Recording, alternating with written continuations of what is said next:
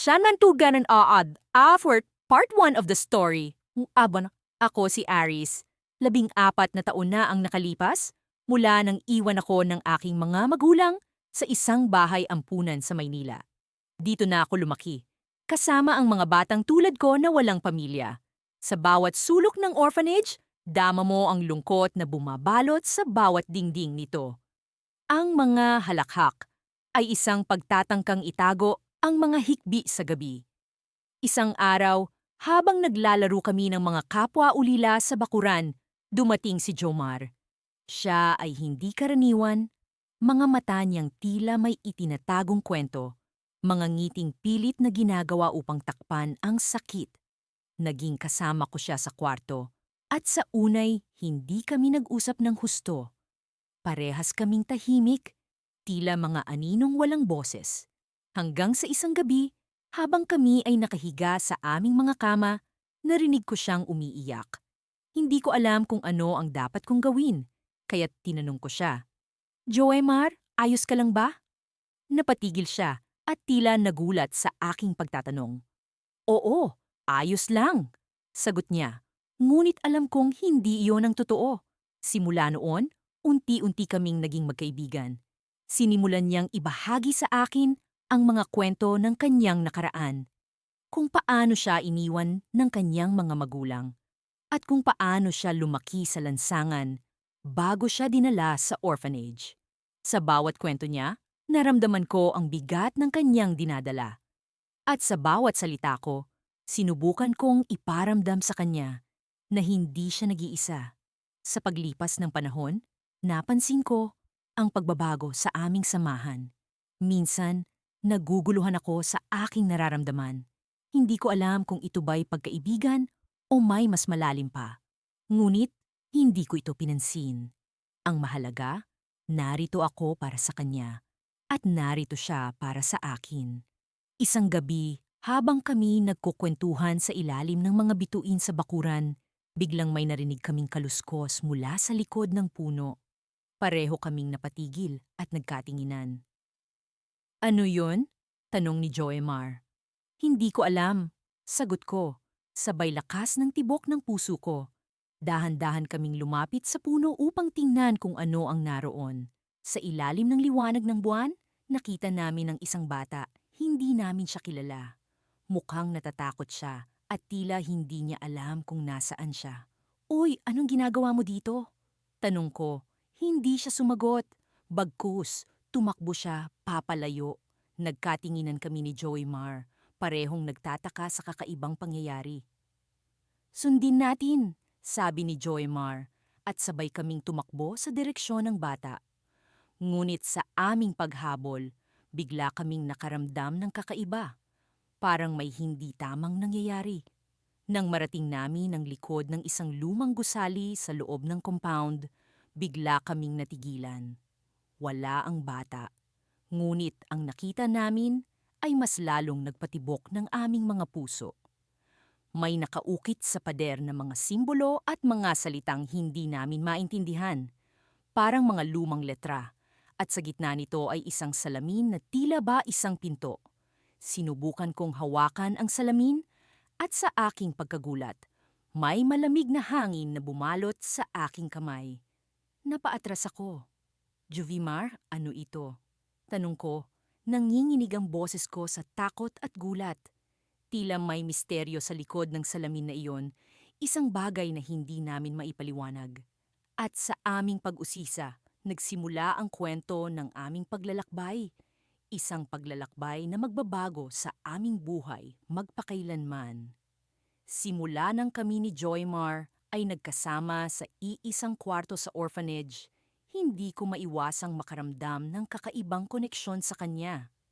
Parang may hindi maipaliwanag na puwersa na humahatak sa aming dalawa na magkaintindihan kahit na hindi kami palaging nag-uusap. Marahil ay dulot ito ng parehong karanasan ng pagkawala at pagnanasa ng pagmamahal na pareho naming dinadala. Isang gabi, habang kami ay nakahiga na sa aming mga kama, narinig ko ang marahang paghinga ni Joemar. Tulog na siya. Ngunit nakatulog man siya, ang isip ko ay gising na gising. May bagay kasing gumugulo sa akin. Nabanggit ni Nanay Lilia, ang tagapamahala ng orphanage, na mayroong misteryosong kwento tungkol sa lumang gusali na ito. Sabi nila, minsan daw ay may mga nawawalang bata na hindi na muling nakita. Hindi ko alam kung bakit, pero parang may kakaibang pakiramdam na bumabalot sa akin tuwing naiisip ko ang kwentong yon. Parang tinatawag ako ng isang hindi nakikitang puwersa para alamin ang katotohanan. Kaya naman, isang gabi, nagpasya akong magsiyasat. Sinabihan ko si Joymar tungkol dito at sa aking pagkamangha, interesado rin siya. Nakakatakot pero parang ang exciting, wika ni Joymar, habang kami ay naglalakad patungo sa lumang parte ng orphanage na hindi na ginagamit. Oo nga pero dapat tayong mag-ingat, tugon ko, habang naglalakad kami sa madilim na pasilyo. Ang mga pader ay tila nakamasid sa amin, at ang bawat hakbang ay tila may kaakibat na ingay na bumabasag sa katahimikan ng gabi. Sa wakas, narating namin ang isang lumang pintuan na tila may mga kalawang na. Dahan-dahan kong binuksan ang pinto at bumungad sa aming harapan ang isang kwarto na puno ng alikabok at mga lumang kagamitan. Sa gitna ng kwarto, may isang kahon na tila ba palaging nilalapitan ng mga tao. Ano kaya ang nasa loob nito? Tanong ni Joymar habang dahan-dahan naming binuksan ang kahon. Sa loob nito, may mga lumang larawan ng mga bata, mga laruan, at isang diary na tila ba matagal nang hindi nabubuksan. Binuksan ko ang diary at doon ko nakita ang mga sulat ng isang bata na nagngangalang Miguel. Ang kanyang mga kwento ay puno ng saya noong una, ngunit sa paglipas ng mga pahina, unti-unting nagiging malungkot ang kanyang mga kwento, hanggang sa umabot sa punto na hindi na siya muling nagsulat. Baka ito yung nawawalang bata, sabi ni Joemar, habang pareho kaming nag-iisip kung ano ang nangyari kay Miguel. Habang binabasa ko ang diary, may napansin akong maliit na piraso ng papel na nakatago sa likod ng isang pahina. Isa itong mapa ng orphanage na may markadong lugar na hindi ko pa nakikita. Parang may kakaibang sigla na bumalot sa akin. Gusto kong malaman kung ano ang nasa lugar na iyon. Joemar, tingnan mo ito. Wika ko, sabay abot ng mapa sa kanya. Pareho kaming nagdesisyon na puntahan ang lugar na iyon sa susunod na gabi. Ngunit sa aming pag-alis mula sa lumang kwarto, may narinig kaming mga hakbang sa pasilyo. Agad kaming nagkubli sa likod ng isang lumang aparador. Nakita namin si Nanay Lilia may daladalang flashlight, naglalakad sa pasilyo. Parang may hinahanap siya. Hindi ko alam kung ano ang kanyang ginagawa doon sa ganitong oras. Pareho kaming nag-isip kung dapat ba naming sabihin sa kanya ang aming natuklasan. Ngunit napagkasunduan naming itago muna ito. Hindi namin alam kung paano siya makikibahagi sa aming nalaman. Pagbalik namin sa kwarto, hindi ko maalis sa isip ko ang posibilidad na may alam si Nanay Lilia tungkol sa misteryo ng orphanage. Ngunit paano kung hindi siya ang dapat pagkatiwalaan? Paano kung may mas malalim na kwento sa likod ng kanyang mga kilos? Kinabukasan, tila may kakaibang tensyon sa paligid. Parang may mga matang nakamasid sa amin. Nagbabantay sa bawat galaw namin ni Joymar. Habang nag-aalmusal, nakita ko ang kakaibang tingin ni Nanay Lilia sa amin. Parang alam niya ang aming ginawa noong nakaraang gabi. Ngunit hindi siya nagsalita. Nagtataka ako kung anong susunod na mangyayari. Sa gabing iyon, nagpasya kaming sundan ang mapa. Ngunit sa aming paglapit sa markadong lugar, bigla na lamang may bumagsak na pinto sa likuran namin. Natrap kami sa loob ng isang maliit na kwarto. Sa gitna nito, may isang lumang larawan na nakasabit sa dingding. Larawan ito ni Nanay Lilia kasama si Miguel. Doon ko napagtanto na may mas malalim na koneksyon si Nanay Lilia kay Miguel. Pero paano? Ano ang kanyang papel sa pagkawala ng bata?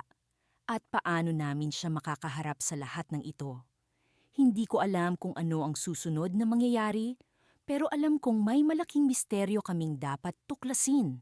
Hindi ko alam kung kailan nagsimula ang lahat. Siguro noong unang gabi na nagkasama kami ni Joy Mar sa kwarto. Pareho kaming tahimik, parehong nagtatago ng kung ano sa loob ng bawat salitang hindi binibitawan. Pero sa bawat araw na lumipas, unti-unting nagkaroon ng puwang sa pagitan namin. Isang puwang na punong-puno ng mga tanong na hindi ko alam kung paano sasagutin. Si Joymar ang tipo ng tao na hindi mo agad mababasa. May mga pagkakataong magaan ang loob niya. Tatawa siya ng parang walang iniinda. Pero may mga gabi rin na nagkukulong siya sa sarili, nakatingin lang sa pader, tahimik. Hindi siya mahilig magkwento tungkol sa nakaraan niya. Kung magtanong ka, ibibigay niya lang ang pinakaliteral na sagot, sapat lang para masabi niyang sinagot ka niya. Pero kapag hindi mo na siya kinukulit, doon mo siya maririnig magbulong. Mga salitang hindi mo inaasahang maririnig mula sa isang taong akala mo ay mas malakas kaysa sa lahat. Isang gabi, habang pareho kaming nakahiga, nagsimula siyang magsalita. Hindi ko alam kung para sa akin ang mga salita niya o para sa sarili niya, pero pinakinggan ko pa rin. Aris, naniniwala ka ba sa kapalaran? Tanong niya, kaswal pero may bigat. Hindi ko alam kung paano sasagutin.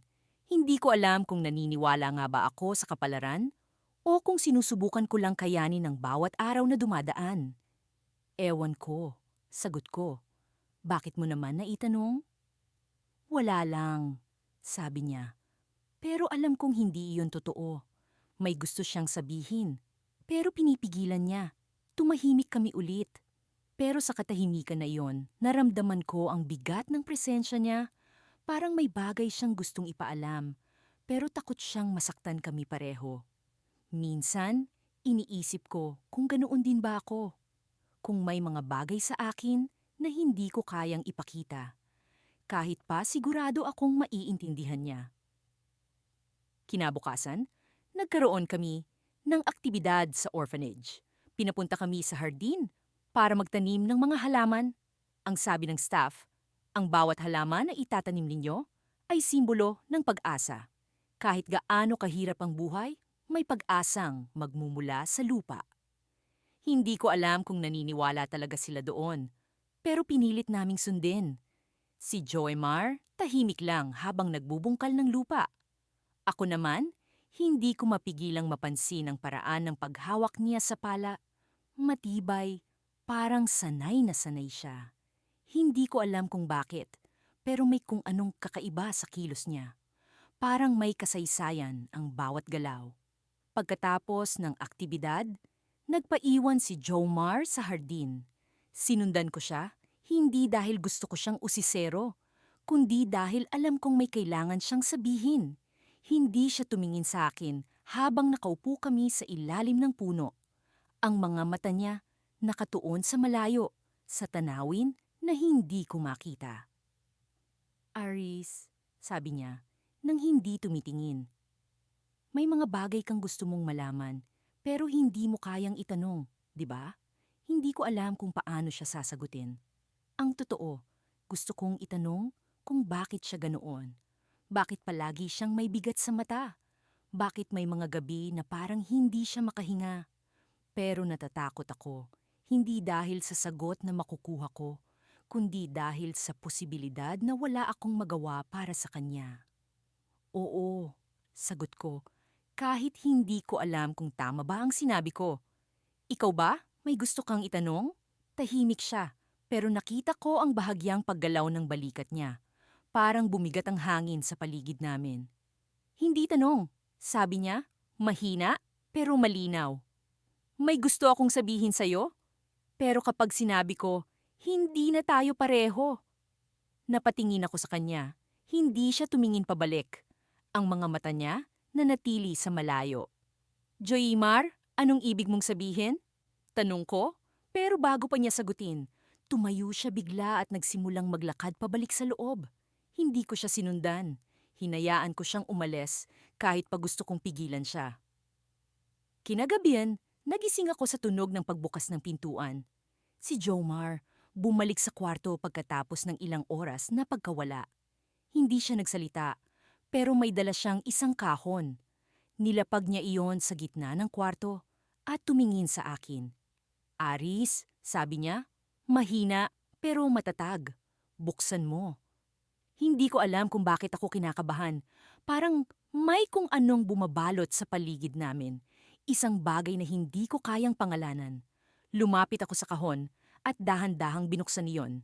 Ang laman ng kahon, mga lumang litrato, sulat, at isang piraso ng papel na may nakasulat na pangalan. Hindi ko alam kung anong ibig sabihin ng lahat ng iyon, pero may isang litrato na tumama sa akin. Dalawang bata, magkatabi, parehong nakangiti. Ang isang sa kanila, si Joemar. Ang isa, ako. Napatingin ako sa kanya. Pero bago pa ako makapagtanong, nagsalita siya ulit. Aris, hindi tayo magkaibigan lang. Tumigil ang mundo ko. Hindi ko alam kung anong ibig niyang sabihin. Pero bago pa ako makapagsalita, tumayo siya at lumabas ng kwarto. Iniwan ako sa gitna ng mga tanong na bumalot sa akin. Sa gabing iyon, hindi ako nakatulog. Sa bawat pagtingin ko sa litrato, sa bawat pag-alala sa mga salitang binitiwan niya, lalong bumibigat ang pakiramdam ko. Sino si Joemar sa buhay ko? At bakit parang alam niya ang sagot na ako mismo ay hindi kayang tuklasin? Ang mga araw sa loob ng orphanage ay tila walang katapusang pag-uulit ng dati, ng nakagawian. Sa umaga, kami ni Joymar ay sabay na magising, maghanda para sa mga gawain, at sumabay sa ibang mga bata sa almusal.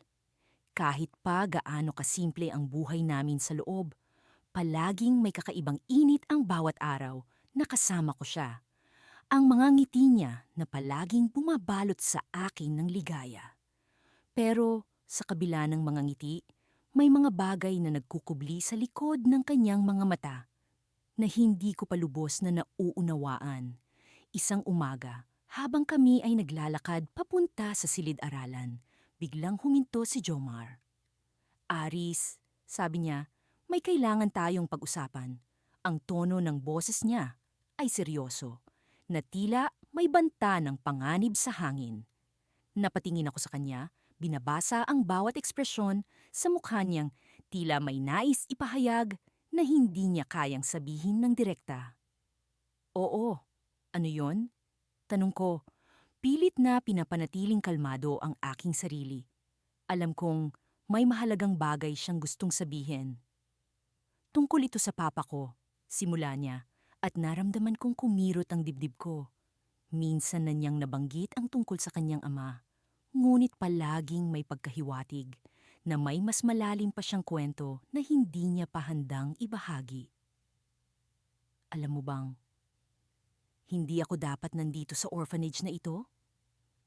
Tanong ni Jomar, at sa isang iglap, nawala ang init ng araw sa paligid ko. Tila bumagsak ang lahat ng aking pinanghahawakan. Ano ang ibig mong sabihin? Tanong ko, pilit na sinasakmal ang katotohanan sa likod ng kanyang mga salita. May pamilya ako, simula niya. Pero may mga bagay na kailangan kong itago. At ang orphanage na ito ang naging bahay ko habang pinoprotektahan ko ang sekreto ko. Hindi ko alam kung paano magre-react. Ang lahat ng pag-aakala kong alam ko tungkol kay Joymar ay tila baliktad. Ano ang sekreto mo? Tanong ko, hindi pa rin makapaniwala sa kanyang sinasabi. Ang sekreto ay ikaw, Aris, sagot niya, at sa isang iglap, parang lumubog ang buong mundo. Hindi ko alam kung paano nangyari, pero ikaw ang dahilan kung bakit ako nandito. Napaatras ako, hindi sigurado kung ano ang susunod na gagawin. Ano? Ibig mong sabihin? Tanong ko, pilit na inaabot ang mga salitang magpapaliwanag sa lahat ng ito. Ikaw ang dahilan kung bakit ako nandito dahil ikaw ang taong kailangan kong alagaan ang taong iniwan sa akin ng isang taong mahalaga sa buhay ko. Paliwanag niya at sa mga mata niya, nakita ko ang katotohanan na matagal na niyang ikinubli. Hindi ko alam ang gagawin.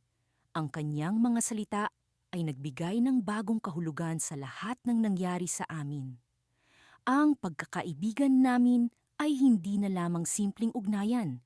Ito ay may mas malalim na pinagmulan na hindi ko inaasahan. Pero bakit? Bakit hindi mo sinabi sa akin? Tanong ko, pilit na iniintindi ang lahat ng ito. Dahil natatakot ako, Aris, nais kong maging totoo ang pagkakaibigan natin. Hindi dahil sa obligasyon, kundi dahil sa tunay na nararamdaman. Sabi niya. At sa kabila ng lahat ng ito, naramdaman ko ang kanyang sinseridad. Hindi ko alam kung ano ang dapat na maging reaksyon ko.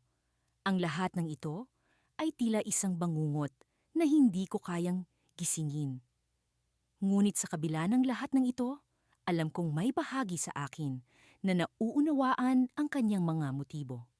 Joymar, hindi ko alam kung ano ang mararamdaman ko, pero salamat sa pag-aalaga sa akin. Sagot ko, pilit na inaabot ang koneksyon sa pagitan namin na hindi ko palubos na nauunawaan. At sa isang iglap, naramdaman ko ang bigat ng mundo sa aming mga balikat. Ang aming kwento ay tila isang misteryo na puno ng mga tanong na kailangan naming tuklasin.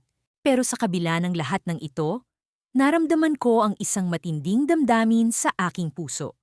Ang damdaming ito ay tila nagsasabi na kahit ano pa ang mangyari, palaging may lugar si Jomar sa aking buhay.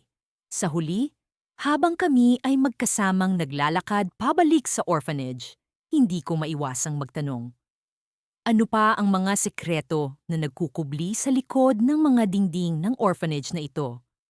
At paano namin haharapin ang mga hamon na dala ng aming mga nakaraan habang pilit naming hinahanap ang aming kinabukasan? Ang mga tanong na ito ay patuloy na bumabalot sa amin. At sa likod ng aming pagkakaibigan, alam kong may mga sagot na naghihintay lamang na aming matuklasan. Ngunit ang sagot sa mga tanong na ito ay hindi ko palubos na natutuklasan. Hanggang sa isang araw, ang mga sagot na ito ay magiging malinaw.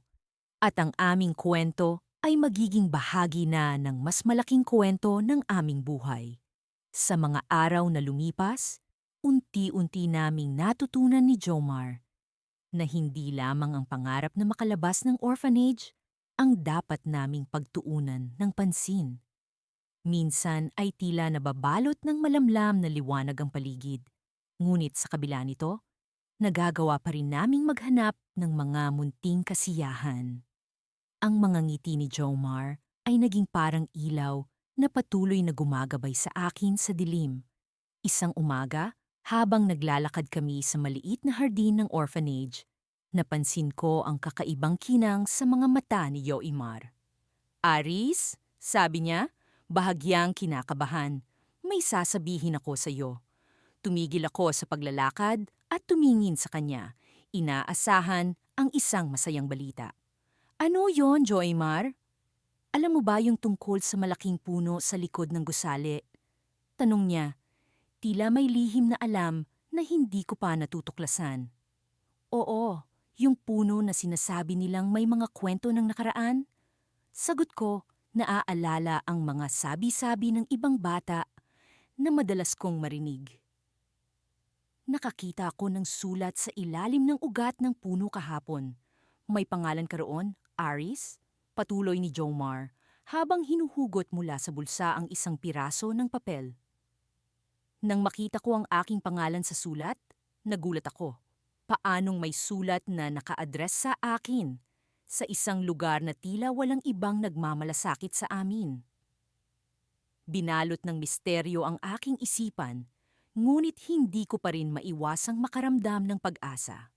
Baka ito ang simula ng sagot sa mga tanong na matagal ko nang iniisip. Binuksan ko ang sulat at nagsimulang magbasa. Mahal kong Aris, simula nito, sa likod ng mga kwento ng puno, may mga sikreto at sagot na naghihintay sa'yo. Huwag kang matakot sa dilim, sapagkat dito mo matatagpuan ang liwanag na magpapalaya sa iyo. Habang binabasa ko ang mga susunod na bahagi, pakiramdam ko ay may kung anong bumibigat sa loob ko. Hindi ko lubos maisip kung sino ang sumulat nito at kung bakit niya ito ginawa. Lalo pang lumalim ang pag-iisip ko nang makita ang nakasulat sa huling bahagi ng sulat. Hindi lahat ng pamilya ay nagmumula sa dugo. Minsan, ang totoong pamilya ay ang mga taong pipiliin mong makasama sa kabila ng lahat. Tumingin ako kay Jomar, na tila abot-abot ang kaba habang hinihintay ang aking reaksyon. Ano sa tingin mo, Jomar? Sino kaya ang sumulat nito? Tanong ko, umaasang may ideya siya. Sa totoo lang, hindi ko alam, Aris. Pero baka ito na ang pagkakataon natin para tuklasin ang mga sagot na matagal na nating hinahanap. Sagot niya, puno ng pag-asa sa kanyang tinig. Sa kabila ng pag-aalinlangan, may bahagi sa akin na nagsasabi na kailangan kong sundan ang sulat na iyon. Ito ang naging dahilan para magising ang pag-usisa sa aking isipan. Marami akong tanong tungkol sa aking pagkatao, sa aking nakaraan, at sa posibilidad ng pagkakaroon ng totoong pamilya. Sa mga sumunod na araw, kami ni Joemar ay nagdesisyon na alamin pa ang tungkol sa puno at sa mga kwento nito. Madalas naming binabalikan ang sulat, umaasang makikita ang mga palatandaan na magtuturo sa amin sa aking inaasam na kasagutan. Isang gabi, habang nagkukwentuhan kami sa ilalim ng mga bituin, biglang may kumatok sa pinto ng kwarto namin. Si Tita Lorna, ang isa sa mga caretaker ng orphanage, ay pumasok at may dalang balita. Aris, may bisita ka? Sabi niya, na tila may misteryo sa kanyang tinig. Nagtinginan kami ni Joemar, kapwa nagtataka. Sino? Tanong ko, halos hindi makapaniwala na may bisita ako. Isang babae, sabi niya, matagal ka na niyang hinahanap. Dagdag ni Tita Lorna, bago kami iniwan para sundan ang bisita. Habang naglalakad kami patungo sa maliit na opisina, hindi ko maiwasang mag-isip ng kung ano-ano. Sino kaya ang babaeng ito? Ano ang kaugnayan niya sa akin? Sa bawat hakbang, dama ko ang pagbilis ng tibok ng aking puso. Pagdating sa opisina, nakita ko ang isang babae na nakaupo sa isang sulok. Nang makita niya ako, tumayo siya at naglakad papalapit, may luha sa kanyang mga mata. Aris, sabi niya, halos pabulong. Ako si Elisa. Ako ang iyong kapatid. Bago ko pa man masagot ang kanyang sinabi, biglang kumalat sa aking isipan ang mga tanong at pagsasaliksik sa nakaraan. Paano niya ako natagpuan? Ano ang ibig sabihin nito para sa akin? Habang nakatitig sa kanyang mga mata, dama ko ang pag-usbong ng isang bagong yugto sa aking buhay. Ngunit sa likod ng kasiyahan, may bahagi sa aking puso na nagtatanong, ano ang mangyayari sa amin ni Joymar? Sa kabila ng bagong pag-asa, alam kong hindi ko siya basta-basta maiiwan. Sa puntong iyon, napagtanto ko na ang kwento ng aming buhay sa orphanage ay higit pa sa simpleng pag-alis. Ito ay tungkol sa mga koneksyon sa pamilya na hindi lamang nagmumula sa dugo, kundi sa pagpili ng mga taong nais mong makasama sa paglalakbay. Ngunit ano ang mangyayari kapag may dumating na bagong bahagi ng iyong nakaraan? Sa kabila ng kasagutan, alam kong hindi pa tapos ang aming kwento. At sa bawat pagliko ng kapalaran, ang aming samahan ni Joymar ay nanatiling mas matibay kaysa dati. Ngunit ang misteryo ng puno ay nag-iwan ng isang tanong na hindi ko pa rin alam kung paano sasagutin. Ang gabi ay tahimik maliban sa mahihinang kaluskos ng hangin na dumadaan sa mga siwang ng bintana sa aming kwarto. Si Jomar ay nakahiga sa kabilang kama, bahagyang nakatalikod sa akin, at kahit madilim ay naririnig ko ang mahinang paghinga niya. May kung anong kalmadong ritmo sa tunog na iyon, para bang sinasabing, "Ligtas ka rito?" Ngunit sa loob ko, may isang bagay na hindi mapakali. Hindi ko alam kung bakit, pero parang may nakatagong misteryo sa loob ng orphanage na ito. Isang bagay na hindi ko maipaliwanag. Aris, biglang bulong ni Jomar. Halos pabulong na sandaling bumasag sa katahimikan. Gising ka pa ba? Nagulat ako. Hindi ko inaasahang magsasalita siya noong oras na iyon. Oo, bakit? Tanong ko, sinubukang panatilihin ang boses ko na kalmado. Tumagilid siya paharap sa akin. Ang mukha niya bahagyang naliliwanagan ng sinag ng buwan. Narinig mo ba yon? Narinig ko, Alin? Tanong ko. Ngunit ang sagot ni Joymar ay hindi dumating kaagad. Sa halip, tumayo siya mula sa kama. Ang mga yapak niya maingat na humakbang sa sahig na kahoy upang hindi makagawa ng ingay. May narinig akong kaluskos mula sa basement, sabi niya, habang hinahanap ang tsinelas niya. Kanina pa, pero mas malakas ngayon.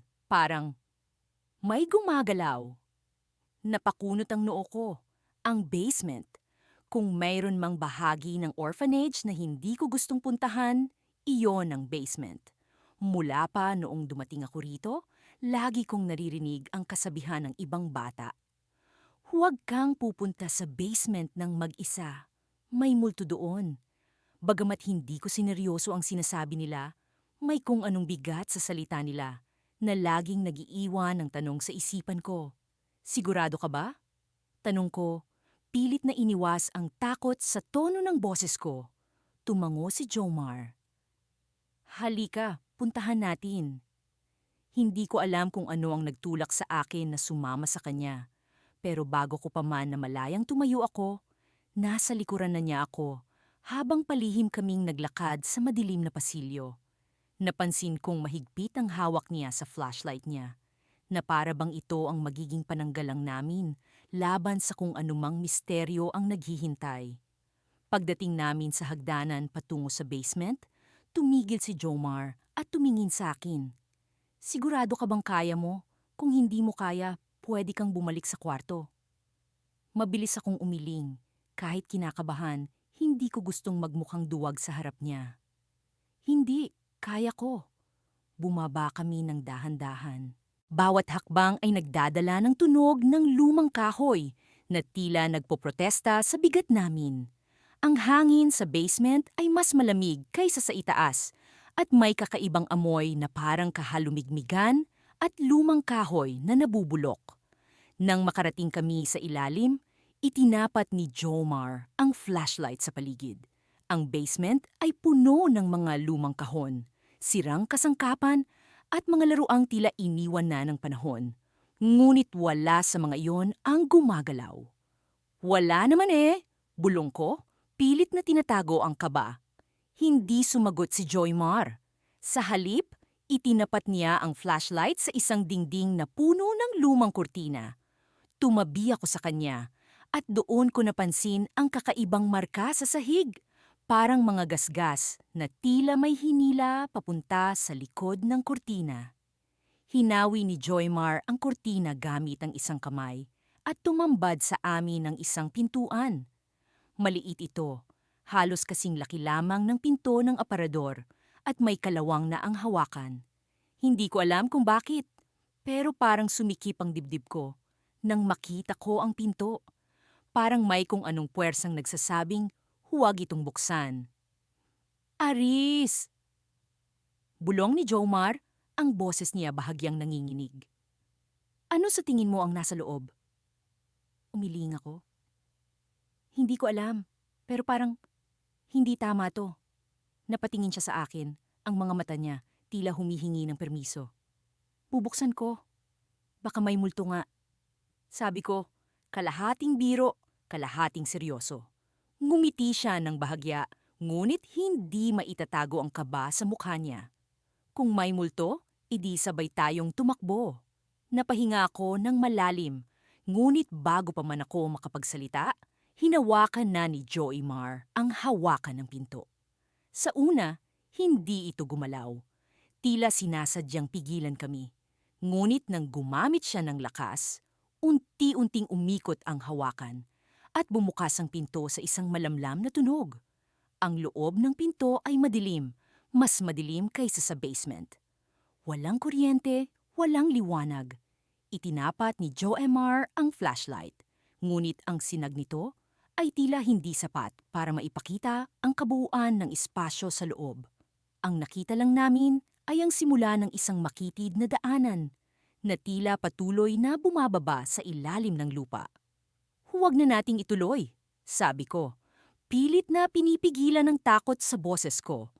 Ngunit bago pa man makasagot si Jomar, isang tunog ang narinig namin mula sa loob ng pintuan. Isang mahina, ngunit malinaw na boses. Aris! Joymar! Tumigil ang mundo ko. Ang pangalan namin. Sino ang tumatawag sa amin? Napatingin kami sa isa't isa. Parehong nanlaki ang mga mata. Parehong hindi makapagsalita. Ngunit bago pa man kami makatakbo, biglang bumukas ang pinto ng mas malaki. Tila may puwersang nagtulak dito. Ang flashlight ni Joymar ay biglang namatay. At ang tanging natira ay ang madilim na espasyo sa harapan namin. Sa loob ng dilim, narinig namin ang isang mahinang tawa. At doon ko naramdaman ang malamig na kamay na humawak sa balikat ko. Ang gabi sa orphanage ay laging tila may sariling buhay. Ang tunog ng mga bubuyog sa labas, ang pagkaluskos ng mga paa sa kahoy na sahig, at ang pagkaluskos ng mga dahon sa puno ng akasya na nakatanim sa gitna ng bakuran. Para sa akin, ang katahimikan ng gabi ay laging may halong bigat, parang may nakatago sa likod ng dilim. Pero ngayong gabi, iba ang pakiramdam. Hindi ko maipaliwanag kung bakit. Pero parang may humihila sa akin mula sa loob. O baka naman, may itinutulak ako palayo mula sa sarili ko. Si Jomar, ang roommate ko, ay nakaupo sa gilid ng kama. Hawak ang isang kwaderno. Hindi ko alam kung anong sinusulat niya. Pero mula sa kislap ng kanyang mga mata, alam kong malalim iyon. Noong una, inisip kong baka tungkol sa mga pangarap niya. Madalas niyang ikwento sa akin ang mga ito. Gusto raw niyang maging isang pintor balang araw. Pero sa huling mga linggo, tila may kung anong nagbago. Mas madalas na siyang tahimik at parang may bigat sa bawat galaw niya. Aris, bulong niya, hindi tumitingin sa akin. May sasabihin ako sa'yo. Napalingon ako. Sa tono pa lang ng boses niya, alam ko nang mahalaga ang sasabihin niya. Tumayo ako mula sa kama at lumapit sa kanya. Naupo ako sa sahig, sa tabi ng kama niya, habang ang mga mata ko ay nakatuon sa kanyang mukha. Hindi siya tumingin sa akin agad, pero ramdam ko ang tensyon sa pagitan namin. Ano yon? Tanong ko, halos pabulong na rin. Tahimik siyang nagbukas ng kwaderno. Sa loob, may mga guhit ng mga mukha. Ang iba, pamilyar. Ang mga kasamahan namin sa orphanage, ang mga tagapag-alaga, pati na rin ang mukha ko. Pero may isang guhit na hindi ko kilala. Isang lalaking may malungkot na mata, may pilat sa kanang pisngi, at tila may kwento sa likod ng kanyang ekspresyon. Sino yan? Tanong ko, itinuturo ang guhit. Siya ang dahilan kung bakit ako nandito. Sagot ni Joey Mar. Nasa wakas, Baswa ay tumingin sa akin. Siya ang tatay ko. Hindi ko alam kung paano ako magre-react. Lahat kami sa orphanage ay may kwentong mahirap. Lahat kami ay iniwan, naligaw, o nasaktan. Pero sa lahat ng taon na magkasama kami ni Joey Mar, hindi niya kailanman binanggit ang tungkol sa kanyang pamilya. Hindi ko akalain na mayroon siyang alam tungkol sa tatay niya. Bakit hindi mo siya tinawag? Bakit hindi mo siya hinanap? Tanong ko, at sa sandaling iyon, naramdaman ko ang bigat ng tanong. Alam kong hindi simpleng sagutin iyon. Hinanap ko siya. Sagot ni Joey Mar, at ramdam ko ang panginginig sa kanyang boses. Pero hindi ko siya nakita, at kapag nasa harap ko siya, hindi ko siya kayang tawagin. Hindi ko alam kung bakit. Paano mo siya nakita? Tanong ko, mas lalong naguguluhan. Tumayo si Jomar at lumapit sa bintana. Tiningnan niya ang puno ng akasya. na tila may kung anong sagot na nakatago doon. Dumadalaw siya rito, Aris. Hindi ko alam kung paano niya kami natatagpuan, pero nararamdaman ko siya. Minsan, nakikita ko siyang nakatayo sa labas, sa likod ng bakod. Hindi siya lumalapit, pero naroon siya, parang anino na hindi mawala. Hindi ko alam kung paano ko siya papaniwalaan. Parang kwento sa pelikula ang sinasabi niya. Pero ang ekspresyon sa mukha niya ay puno ng katotohanan. Hindi ko siya mapagdudahan. Hindi ko rin siya kayang tanungin pa ng mas marami. Pero ang tanong ay nasa isip ko pa rin. Bakit siya nandito? At bakit hindi siya lumalapit kay Joymar? Hindi ko alam kung bakit niya ako iniwan o kung bakit siya nandito ngayon. Dagdag ni Joymar. Pero natatakot ako, Aris. Natatakot ako na baka may dahilan kung bakit hindi niya ako nilapitan noon. Hindi ko alam kung paano siya papakalmahin. Tumayo ako at nilapitan siya. Pero bago pa ako makapagsalita, narinig namin ang isang tunog. Ang tunog ng pinto sa baba, bumukas ng marahan. Pareho kaming natigil. Ang mga mata namin ay nakatingin sa direksyon ng hagdan. Sino yon? Tanong ko, halos pabulong. Hindi ko alam, sagot ni Joymar na halatang kinakabahan na rin. Tahimik kaming lumapit sa pinto ng kwarto at dahan-dahang binuksan ito. Ang hallway ay madilim, pero may liwanag mula sa ilaw sa baba. Ang tunog ng mga hakbang ay maririnig namin. Mabagal, tila maingat, pero may bigat. Sino ang gumagala sa orphanage sa ganitong oras? Dahan-dahan kaming bumaba, ang mga hakbang namin ay sinadya naming magaan para hindi marinig. Nang makarating kami sa dulo ng hagdan, nakita namin ang isang figura sa tabi ng pinto. Isang lalaking may pilat sa pisngi, nakatingin sa amin na parang matagal na niya kaming hinihintay. Hindi ako makagalaw. Si Joymar nanigas sa tabi ko. Walang nagsalita sa aming tatlo, pero naramdaman ko ang bigat ng presensya ng lalaki. Joymar, bulong niya, pero sapat na yon para magdulot ng dagundong sa puso ko. Naramdaman ko ang kamay ni Joymar sa braso ko. Mahigpit ang pagkakahawak. Hindi ko alam kung nararamdaman niya ang takot o ang galit. Pero bago pa kami makapagsalita, biglang bumukas ang pinto sa likod ng lalaki at isang anino ang dumaan sa gilid ng kanyang balikat. Hindi namin nakita kung sino iyon, pero naramdaman namin ang malamig na hangin na dulot ng kanyang presensya. At doon, natapos ang gabi sa isang tanong na hindi namin alam kung kailan namin masasagot. Sino ang dumating? Hindi ko maalis sa isip ko ang sinabi ni Jomar noong gabing iyon. Ang tanong na binitiwan niya, kaswal, ngunit may bigat na tila isang bomba.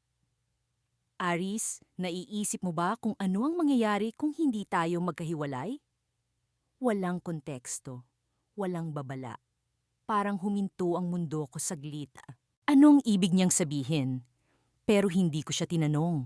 Sa halip, tumingin lang ako sa kisame ng kwarto namin, pinipilit na huwag ipakita kung gaano ako naalangan. Ang tunog ng mahinang pag-ihip ng hangin sa may bintana ay parang naging mas malakas. Sa loob ng orphanage, ang gabi ay tahimik. Pero sa isip ko, parang may sigaw na hindi ko mahanap kung saan nagmumula. Si Jomar ang klase ng tao na hindi basta-basta nagpapaliwanag ng mga tanong niya. Minsan, parang may sarili siyang mundo, at ang mundo niyang iyon ay puno ng misteryo. Pero, sa kabila ng lahat, siya ang naging pinakamalapit kong kaibigan dito. Hindi ko alam kung paano, pero sa pagitan ng mga shared na kwento tungkol sa aming mga nawalang pamilya, ang mga palihim na tawanan sa oras ng curfew, at ang pag-aalaga sa isa't isa kapag may sakit, nabuo ang koneksyon namin. Hindi ko matukoy kung saan nagsimula ang lahat ng ito, pero ramdam ko, may kakaiba, may hindi pangkaraniwan. Kinabukasan, hindi ko pa rin magawang tanungin siya tungkol sa sinabi niyang iyon. Sa halip, Nagpatuloy lang kami sa normal naming gawain. Si Jomar, gaya ng dati, ay tahimik pero may mga sandaling bigla siyang magiging animated. Lalo na kapag pinag-uusapan ang paborito niyang libro na The Little Prince. Hindi ko maintindihan kung bakit paborito niya iyon, pero madalas niyang sinasabi, kapag binasa mo ng tama, parang may lihim itong itinatago. Minsan, naiisip ko kung ganoon din ba siya. Parang libro na may lihim na hindi ko mabuksan. Isang gabi, ilang araw, matapos ang tanong na iyon, bigla akong nagising. Hindi ko alam kung anong oras na, pero madilim pa at ang mga ilaw sa pasilyo ay nakadim. Ang kwarto namin ay may kakaibang pakiramdam, parang mas malamig kaysa sa dati. Tumingin ako sa gilid ng kama ko, sa kama ni Joy Mar, pero wala siya. Ang kumot niya ay nakaayos pa rin, pero ang unan niya ay wala. Jomar? Tawag ko kangwit walang sagot. Bumangon ako, nilalamig sa suot kong manipis na pajama. Ang orphanage ay parang maze kapag gabi. Ang mga pasilyo nito ay tila walang katapusan at ang bawat hakbang mo ay nag-iingay sa kahoy na sahig. Hindi ko alam kung bakit, pero ang puso ko ay bumilis, parang may kung anong hindi tama. Dumiretso ako sa kusina, sa banyo, sa library, lahat ng lugar na madalas niyang tambayan kapag hindi siya makatulog. Pero wala siya. Ang bintana sa kusina ay bahagyang nakabukas, kaya sumilip ako sa labas. Ang harden sa likod ng orphanage ay mistulang isang patay na espasyo sa ilalim ng buwan. Walang tao, walang kahit ano. Nagsisimula na akong mataranta. Bumalik ako sa kwarto namin, umaasang naroon siya na baka nagkamali lang ako sa pagtingin kanina. Pero pagpasok ko, tumigil ako sa may pinto. Ang kama niya ay hindi na tulad ng iniwan ko kanina. Ang kumot ay magulo at ang unan ay bumalik sa tamang pwesto, pero wala pa rin siya. Joimar, muli kong tawag, mas malakas, ngunit saglit akong natigilan nang may marinig akong tunog mula sa ilalim ng kama. Isang mahinang tunog na parang may kung anong gumagalaw. Naglakas loob akong yumuko para tingnan. Sa ilalim ng kama niya, may isang maliit na kahon. Isang lumang kahon na gawa sa kahoy, na tila matagal nang naroon. Hindi ko ito napansin dati. Binalik ko ang tingin sa paligid ng kwarto bago ko binuksan ang kahon. Ang laman nito ay kakaiba. Isang litratong kupas na may dalawang bata. Isang sulat na nakatiklop at isang maliit na pulang panyo. Ang sulat ay may nakasulat na pangalan. Para kay Joemar.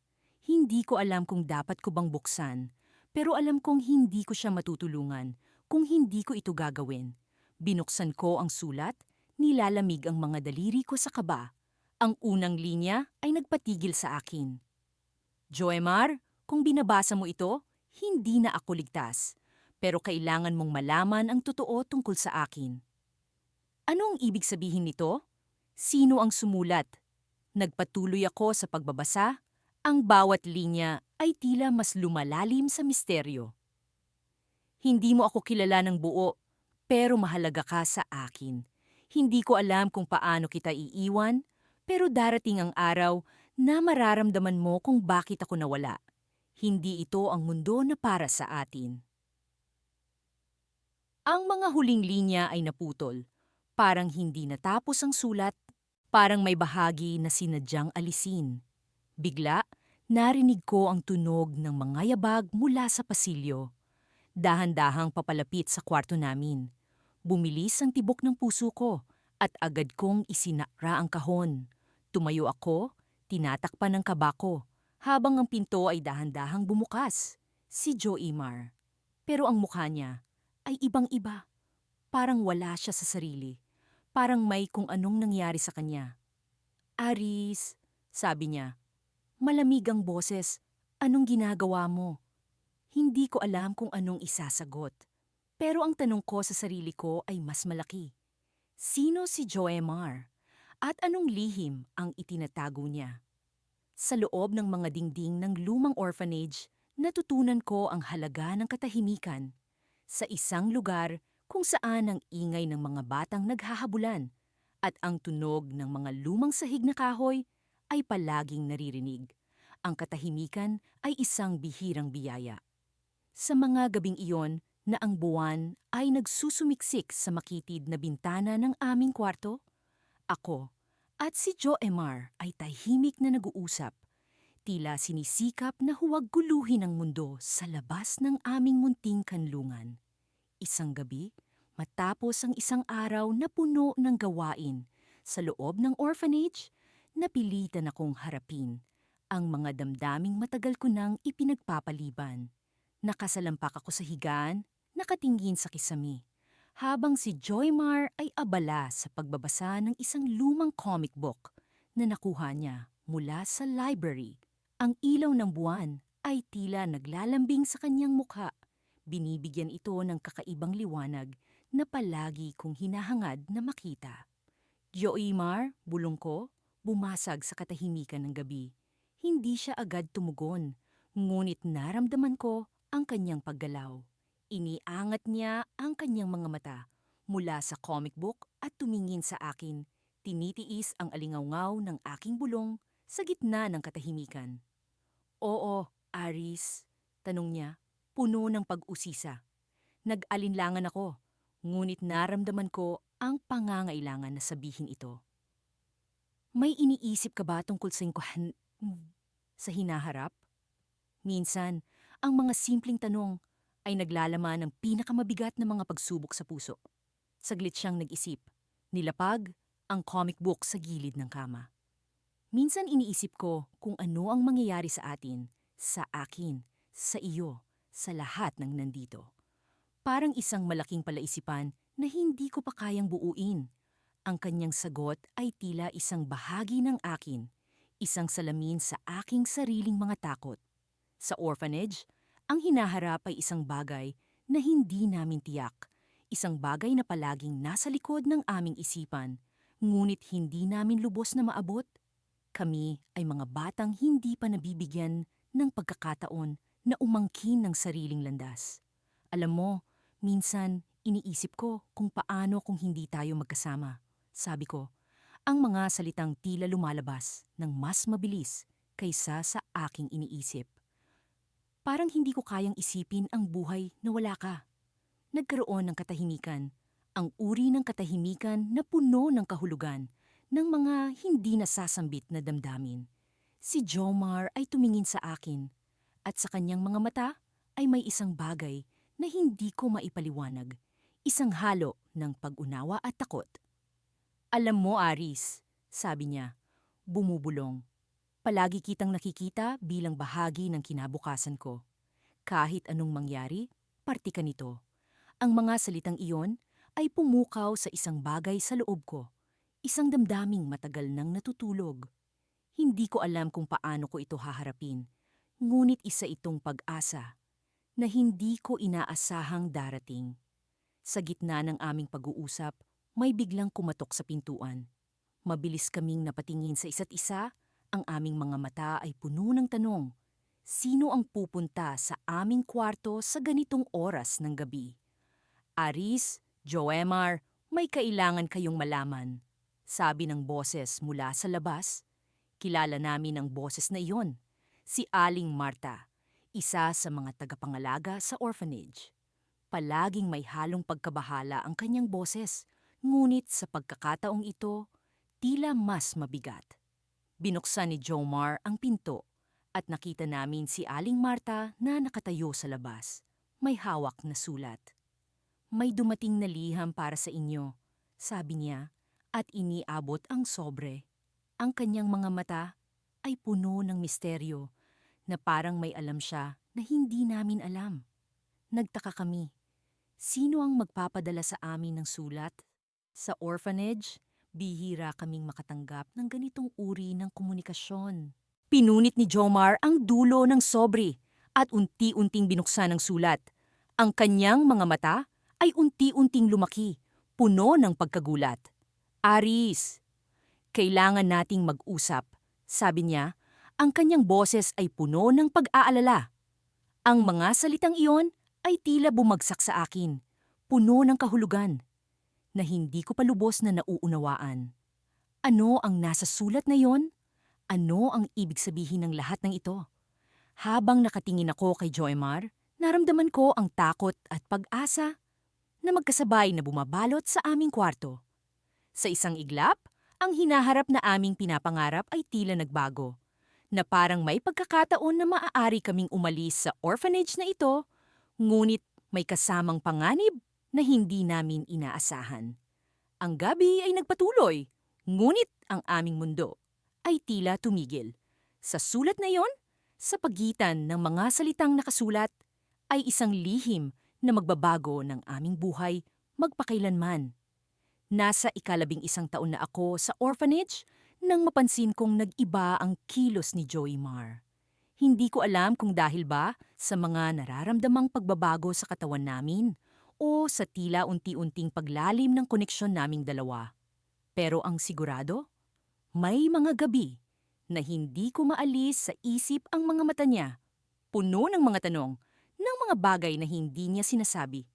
Isang gabi, habang nakahiga kami sa magkabilang kama, narinig ko siyang bumuntong hininga.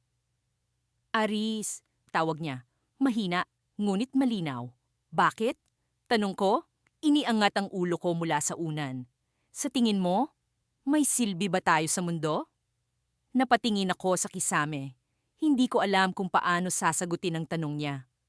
Bawat bata, sa loob ng orphanage, ay may tanong na ganoon, pero iba ang tunog nito mula kay Joymar. Parang may kakaibang bigat, parang may hinahanap siyang sagot na hindi ko kayang ibigay. Siguro, sagot ko, pilit na sinikap na huwag magmukhang nag-aalinlangan. Kapag nakalabas tayo rito, malalaman natin. Tumahimik siya. Akala ko tapos na ang usapan, kaya pumikit ako at sinubukang matulog. Pero maya-maya, narinig ko ang paggalaw niya. Ang pagkaluskos ng paa niyang dahan-dahang tumapak sa sahig. Aris, halika, bulong niya. Ano na naman yan, Joymar? Gabing-gabi na. May ipapakita ko sa'yo. Nagbuntong hininga ako, pero tumayo na rin. Kilala ko si Joymar. Kapag may gusto siyang gawin, hindi mo siya mapipigilan. Nagsuot kami ng tsinelas at dahan-dahang lumabas ng kwarto. Madilim ang pasilyo, tahimik ang buong orphanage, maliban sa mahina naming mga yapak. Bakit ba kasi hindi mo nalang ipakita bukas? Tanong ko habang sinusundan siya. Hindi pwede. Kailangang ngayon. Hindi ko alam kung bakit, pero may kung anong kaba sa dibdib ko habang naglalakad kami. Si Joymar ay palaging may kakaibang ideya. Nung huli, nagtatago siya ng mga ipis sa ilalim ng kama para lang takutin si Sister Maribel. Pero ngayon, iba ang pakiramdam. Parang hindi ito isa sa simpleng kalokohan niya. Huminto kami sa dulo ng pasilyo. May lumang pinto roon, isa sa mga lugar na palaging sinasabing bawal puntahan. Ayon sa mga kwento ng matatanda sa orphanage, dating opisina raw yon ng unang madre na namahala rito, pero matagal na siyang namatay. Sabi nila, may kung anong masamang nangyari sa loob ng silid na yon, kaya tinakpan na lang ang pinto at hindi na binuksan muli. Joymar, baka mapagalitan tayo. Hindi nila malalaman, sagot niya, sabay labas ng maliit na susi mula sa bulsa. Napamulagat ako. Saan mo nakuha yan? Matagal ko nang nakita sa drawer ni Sister Maribel. Kinuha ko kanina. Huwag kang maingay. Gusto ko siyang pigilan, pero ang kamay niya ay mabilis na isinubo ang susi sa lumang kandado. Sa isang iglap, narinig ko ang tunog ng pag-click at bumukas ang pintong matagal nang nakasara. Halika, sabi niya, ngunit nanatili akong nakatayo. Joymar, hindi maganda to. Aris, magtiwala ka sa akin. Wala namang mangyayari kung hindi natin susubukan. Sa huli, sumunod ako. Pumasok kami sa madilim na silid. At ang unang tumambad sa akin ay ang amoy ng alikabok at kahoy na nabubulok. Sa liwanag ng flashlight na dala ni Joymar, nakita ko ang mga lumang libro, mga kahon na puno ng papel, at isang maliit na mesa na natatakpan ng puting tela. Anong hinahanap natin dito? Tanong ko. May nakita ako dati sa isang libro sa library. Sagot niya, sabi nila, may dokumento raw sa orphanage na hindi kailanman ipinakita sa mga bata. Gusto kong malaman kung ano yon. Joimar, masyado kang mapangahas. Ngunit hindi siya nakinig. Hinila niya ang puting tela mula sa mesa at tumambad ang isang lumang kahon na may kandado. Dito to, sabi niya, ngumingiti. Paano mo bubuksan yan? Inilabas niya ang isa pang susi mula sa bulsa. Hindi ko alam kung paano niya nakukuha ang mga ganitong bagay. Pero sa puntong iyon, hindi na ako nagtaka. Binuksan niya ang kahon at nakita namin ang isang bungkos ng mga dokumento, mga birth certificate, mga litrato, mga sulat na tila hindi ipinadala. Aris, tingnan mo to. Bulong niya, sabay abot sa akin ng isang papel. Inabot ko ito at habang binabasa ang mga nakasulat, naramdaman kong nanlamig ang buong katawan ko. Jomar, ano to? Tanong ko, halos hindi makapagsalita. Hindi ko alam, pero parang hindi tayo dapat nandito. Nakatingin kami sa isa't isa, parehong hindi alam ang gagawin. Nasa kamay ko ang papel na nagsasabing may koneksyon kami sa isa't isa. Isang bagay na hindi pa namin alam noon. Aris, baka sinimula ni Joymar, ngunit bago pa niya maituloy ang sasabihin, narinig namin ang tunog ng mga yapak sa pasilyo. May paparating? Bulong niya, mabilis na isinara ang kahon. Tumakbo kami palabas ng silid. Ngunit bago pa kami makalayo, naramdaman ko ang isang malamig na kamay na dumakma sa braso ko.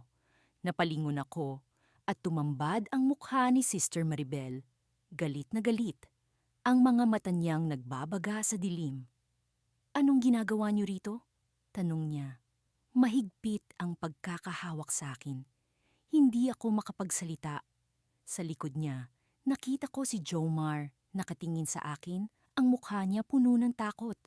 At doon ko naramdaman ang bigat ng lihim na natuklasan namin. Isang bagay na maaaring magbago ng lahat. Pagkalipas ng ilang linggo, mula nang matagpuan namin ni Jomar ang lumang larawan sa library ng ampunan, hindi ko pa rin maalis sa isip ko ang mga ngiting nakapinta sa mga labi ng mga bata sa litrato. Iba ang kanilang saya, tila walang bakas ng kalungkutan sa kanilang mga mata. Naiisip ko, kailan kaya kinuha ang litratong iyon? Sinong kumuha? At bakit tila pamilyar ang mukha ng isa sa mga bata? Isang gabi, habang nakahiga ako sa kama, hindi ako mapakali. Si Joymar ay tahimik na natutulog sa kama sa kabilang dulo ng silid. Nakapagdesisyon ako, kailangan kong malaman ang lihim ng larawang iyon. Maingat akong bumangon, siniguradong hindi magigising si Jomar. Dahan-dahan akong lumabas ng silid at patungo sa library. Pagpasok ko sa library, naramdaman ko ang malamig na hangin na tila humahaplos sa aking balat. Ang lugar na ito ay palaging may kakaibang pakiramdam na parang laging may nagmamasid. Naglakad ako papunta sa istante kung saan namin natagpuan ang lumang larawan. Nang makuha ko ito, muling bumalik sa akin ang mga tanong na gumugulo sa aking isipan. Habang tinititigan ko ang litrato, may napansin akong hindi ko nakita noong una. Parang may kakaibang marka sa gilid ng larawan, isang pahiwatig na tila nagtuturo sa akin kung saan ako dapat magtungo. Sinundan ko ang marka at nagtungo ako sa likod ng estante. Dito ko natagpuan ang isang maliit na pinto na nakatago sa likod ng mga lumang libro. Walang susi ang pinto, ngunit tila hindi rin ito nakalock. Dahan-dahan ko itong binuksan at unti-unting lumitaw ang isang makipot na lagusan. Nagdalawang isip ako kung papasukin ko ito, ngunit nanaig ang aking kuryosidad. Pumasok ako sa loob at habang papasok ng papasok, mas lalong lumalalim ang dilim. Sa dulo ng lagusan, natagpuan ko ang isang maliit na silid na puno ng mga lumang kahon at gamit. May kakaibang amoy ng alikabok at kalawang na pumuno sa aking ilong. Habang iniisa-isa ko ang mga gamit, nakita ko ang isang kahon na puno ng mga lumang dokumento. Isa-isa kong binasa ang mga ito at natuklasan ko ang mga kwento ng mga batang dating nanirahan dito. Mga batang may kakaibang koneksyon sa litrato. Ngunit ang pinakanakagugulat ay ang huling dokumento na nakita ko. Isa itong liham mula sa dating tagapamahala ng ampunan na nagsasaad ng isang lihim na eksperimento. Ayon sa liham, ang ilang mga bata ay sumailalim sa eksperimento upang mapag-aralan ang kanilang emosyonal na koneksyon sa isa't isa. Ang isa sa mga bata sa litrato ay hindi lamang basta-basta. Siya ay isang bahagi ng eksperimento. Biglang nagising ang aking diwa sa pagkatok mula sa lagusan. Si Joemar, nakatayo sa may pintuan na tila naguguluhan at nag-aalala. Aris, anong ginagawa mo dito? Tanong niya habang naglalakad papalapit. Ipinaliwanag ko sa kanya ang lahat ng aking natuklasan. Namutla siya sa aming mga nadiskubre, ngunit sa kanyang mga mata ay nagningning ang isang bagong pag-unawa. Kaya pala, parang may koneksyon tayo sa litratong iyon, sabi niya. Pagkatapos naming pag-usapan ang mga nadiskubre, nagdesisyon kaming bumalik sa aming silid upang planuhin ang susunod naming hakbang. Ngunit bago kami makalabas ng lagusan, may narinig kaming tunog mula sa likod ng silid, isang ingay na tila nagmumula sa ilalim ng sahig. Nagtinginan kami ni Jomar, parehong nagtatanong ang aming mga mata. Ano pa kaya ang nakatago sa ampunang ito? At paano namin matutuklasan ang buong katotohanan? Isa lang ang sigurado, hindi namin ito magagawa ng mag-isa. Mayroon pa tayong dapat alamin, sabi ko kay Joymar habang nagsisimula ng bumalik ang kaba sa aking dibdib. Oo, at hindi tayo titigil hanggat hindi natin nalalaman ang lahat, sagot niya, na may lakas ng loob at determinasyon sa kanyang tinig. Habang papalabas kami ng library, isang malamig na hangin ang muling humaplos sa amin. Tila isang babala o paalala ng mga lihim na nagtatago sa dilim. Ngunit alam ko, sa kabila ng lahat, kasama ko si Jomar. At sa anumang mangyari, hindi ko siya iiwan. Ngunit ang hindi ko inaasahan ay ang susunod na mangyayari. Pagbalik namin sa aming silid, may isang bagay na nagbago. Isang liham na walang pangalan ang nakapatong sa aking unan. At nang buksan ko ito, ang mga salitang nakasulat ay nagpaiyak sa akin. Aris, alam ko ang lahat ng iyong nalaman. Mag-ingat ka. Nang magising ako kinabukasan, parang may kakaibang pakiramdam akong nararamdaman sa paligid. Parang may nagbago sa hangin, sa mga tunog ng mga batang naglalaro sa labas, at maging sa mga anino ng mga puno sa aming bintana. Hindi ko maipaliwanag, ngunit tila may inaabangang pangyayari na hindi ko pa alam. Aris! Gising ka na pala! Bati ni Joymar habang nag-iinat at bumangon mula sa kanyang kama. Napansin ko ang kislap sa kanyang mga mata, isang bagay na bihira kong makita mula sa kanya sa mga nakaraang araw. Oo, medyo maaga akong nagising, sagot ko habang tinatanggal ang kulubot sa aking kumot. May balita ba? Parang ang saya mo ngayon wala naman. Pagiling niya. Ngunit kita ko ang ngiti sa kanyang mga labi. Gusto mo bang lumabas mamaya? May nakita akong bagong lugar malapit sa gilid ng gubat. Nabighani ako sa kanyang alok. Mula nang makarating kami sa ampunan, si Jomar ang naging matalik kong kaibigan. Kasama ko siya sa bawat saya at hirap, at sa mga pagkakataong tulad nito, ang mga simpleng imbitasyon na tulad ng sa kanya ay tila may dalang kakaibang kasiyahan. Sige, sama ako, sagot ko. Kailan tayo aalis? Pagkatapos ng almusal? Para bago pa man magtanghalian, nakabalik na tayo. Tumango ako, at matapos ang ilang minuto, Sabay kaming bumaba upang kumain. Habang kami kumakain, ramdam ko ang kakaibang sigla ni Joey Mar. May mga pagkakataon na tila may gusto siyang sabihin, ngunit pinipigilan ang sarili. Pagkatapos ng almusal, nagpaalam kami kay Nanay Linda, ang aming tagapag-alaga, at sinabing pupunta kami sa likuran ng ampunan upang maglaro. Habang binabaybay namin ang daan patungo sa gubat, hindi ko maiwasang bumalik sa mga alaala kung paano kami nagsimula ni Joemar sa lugar na ito. Ang mga unang araw ng pag-aalinlangan, ang mga tahimik na gabi ng pagkatakot sa hindi kilalang kinabukasan, at kung paano unti-unting naging tahanan sa amin ang ampunan dahil sa isa't isa. Aris! Biglang sabi ni Jomar habang binabaybay namin ang makitid na daan sa gubat. May sasabihin sana ako sa'yo. Tumigil ako sa paglalakad at hinarap siya. Ano yun? Alam mo ba na may posibilidad na aalis na ako rito? Nabigla ako sa kanyang sinabi. Ano? Bakit? Saan ka pupunta? Nakipag-usap sa akin si Nanay Linda kahapon. May magulang na gustong umampon sa akin. Sagot niya, tila may halong ligaya at pangamba sa kanyang tinig. Gusto ko sanang masabi agad sa'yo, pero natakot akong mawala ang lahat ng ito. Hindi ko alam kung ano ang sasabihin. Sa isang iglap, parang bumagsak ang lahat ng mundo ko. Aalis ka na? Paano ako? Paano tayo? Tanong ko, halos hindi makatingin sa kanya. Lumapit si Joemar at hinawakan ang aking balikat. Aris, hindi ko pa alam kung ano ang mangyayari. Hindi ko pa rin sigurado kung gusto ko. Pero gusto kong malaman mo na kahit anong mangyari, ikaw ang naging pinakamahalagang tao sa buhay ko dito. Hindi ko napigilan ang pag-agos ng luha sa aking mga mata. Joemar, ikaw rin, sagot ko. Umaasa na hindi niya mapansin ang panginginig ng aking tinig. Ikaw ang naging pamilya ko rito. Habang nakatayo kami doon sa gitna ng gubat, parang huminto ang lahat ng oras.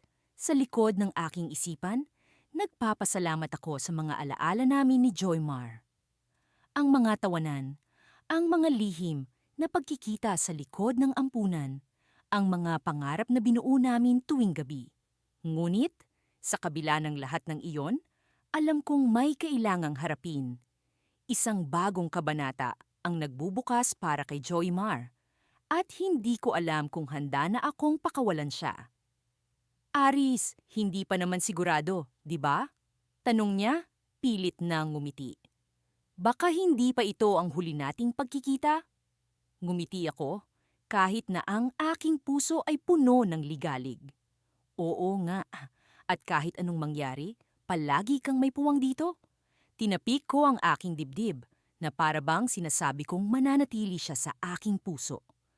Habang pauwi kami, hindi ko maiwasang isipin ang posibilidad na mawalay kay Joemar.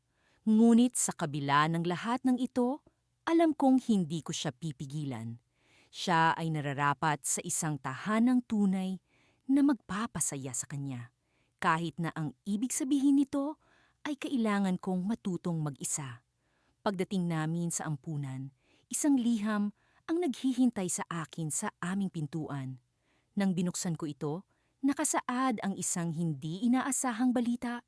Isang pamilya rin ang nagpakita ng interes na umampon sa akin. Sa gitna ng aking pagkabigla, hindi ko alam kung paano haharapin ang bagong kaganapang ito. Ngayon, isang bagong tanong ang bumabagabag sa akin. Magkasama pa rin kaya kami ni Joemar sa bagong kabanatang ito o tuluyan na kaming magkakalayo?